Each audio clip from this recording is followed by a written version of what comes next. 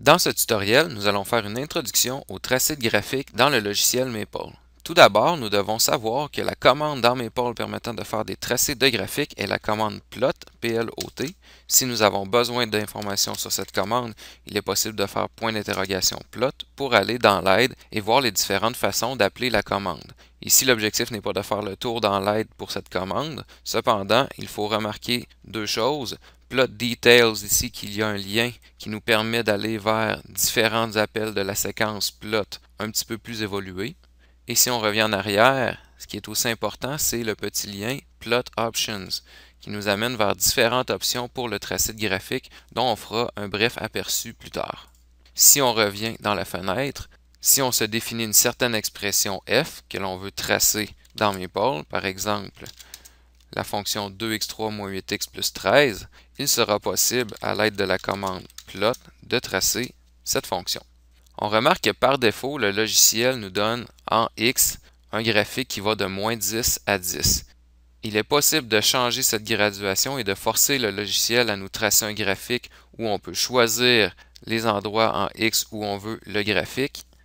Par exemple, ici, si je veux le graphique de moins 6 à 6 en X, je peux faire plot de F et je mets une virgule et je choisis X qui est égal de moins 6 à 6. À remarquer que pour donner l'intervalle de moins 6 à 6, il faut faire point, point. Donc, il y a deux points qui se suivent pour faire le graphique de moins 6 à 6. Donc, on obtient un graphique ici de moins 6 à 6. Il est aussi possible de faire ce choix en Y. Donc ici, si je veux de moins 50 à 50 en Y, eh bien j'ai la commande plot f virgule x et j'ai ici choisi de changer aussi le x pour aller de moins 4 à 4 de façon à avoir un graphique un peu plus précis et je choisis y de moins 50 à 50. Donc on obtient le graphique suivant. Ensuite, il est possible d'ajouter certaines options à cette commande pour peaufiner un petit peu la fonction que l'on trace. Si on revient dans l'aide, et que nous allons voir dans les différentes options de la commande plot, on regarde ici, il y a plusieurs options que l'on peut ajouter. Je vais regarder ici par exemple l'option couleur. Donc on peut choisir la couleur. Pour plus de détails sur les différentes couleurs à choisir, on peut aller cliquer sur le lien suivant. Ensuite, on va changer le style de ligne. Donc je peux avoir une ligne pleine, des pointillés, des tirets, des pointillés, ainsi de suite. Et finalement, on peut changer l'épaisseur de la courbe avec thickness qui est ici et on va devoir rentrer certaines valeurs pour changer l'épaisseur. Donc si je reviens dans ma fenêtre, je trace ici la commande plot avec les différentes options. Donc on regarde, on a plot, l'expression f, x qui varie de moins 4 à 4, y varie de moins 50 à 50, la couleur égale bleu, line style égale dash, donc j'aurai des tirets, et l'épaisseur qui est égale à 3, donc ma courbe sera plus épaisse. Voici le résultat. Donc ici, c'était un exemple d'un tracé d'une expression. Je peux aussi tracer des fonctions définies avec l'opérateur flèche.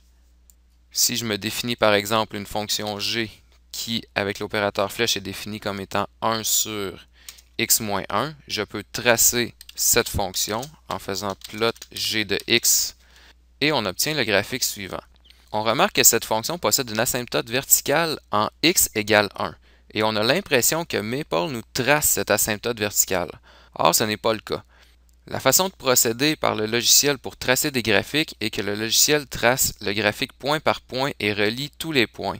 Ce qui fait en sorte qu'ici, le logiciel relie le dernier point tracé à gauche de l'asymptote verticale avec le premier point tracé à droite de l'asymptote verticale. Ce qui fait que les deux points sont reliés, ce qui donne l'impression d'avoir une asymptote verticale qui est tracée dans le graphique. L'option ajoutée est l'option Discount. Et cette option, il faut la mettre égale à True, ce qui veut dire que Maple va prendre en charge les discontinuités de la fonction et les gérer correctement. Donc si on regarde le graphique obtenu, on obtient bien le graphique avec l'asymptote verticale qu'on pourrait voir mais qui n'est pas tracée ici, étant donné que c'est une fonction qui est discontinue à cet endroit.